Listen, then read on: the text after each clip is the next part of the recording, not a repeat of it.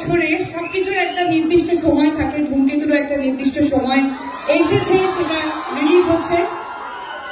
R specially about me and দেব, আমরা দুজনে কখনোই এফার্ট দিইনি আমাদের জুটিটাকে বাঁচিয়ে রাখার, কিন্তু আমাদের জুটিটা বেঁচে থেকেছে তোমাদের ভালোবাসায়, তোমাদের অনুভূতিতে।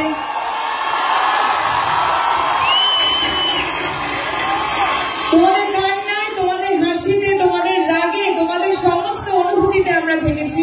তার জন্য অনেক অনেক অনেক ধন্যবাদ। Thank you. এটার পর একটা কথা বলতেই হয়, আমরা আমাদের জন্মের আগে থেকে দেখেছি, আমার মা বাবার কাছে শুনেছি, আমরা সবাই উত্তম কুমার এবং সুচিত্রা সেনের জুটি নিয়ে কথা বলতাম, ওনারা একসাথে প্রচুর সিনেমা করেছেন।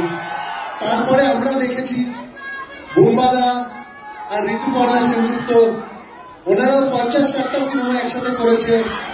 তারপরে এত পপুলার একটা জুটি ওনাদের, তারপরে যদি কোনো জুটি থাকে, আর সেটার জন্য এত উন্মাদনা তো আমরা দেখিনি কারোর জন্য,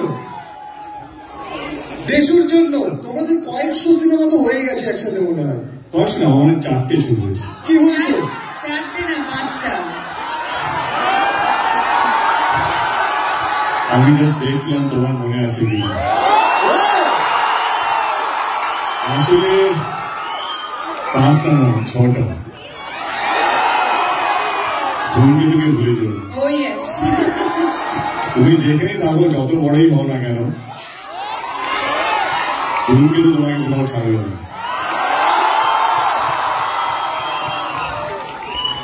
এবার প্লিজ তোমরা বসো।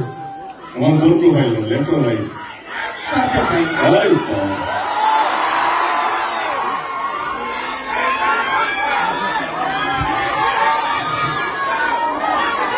অডিয়েন্স এত শান্ত কেন? শান্ত থাকলে হবে না, আমার আওয়াজ যেন শোনা না যায়, ঠিক আছে?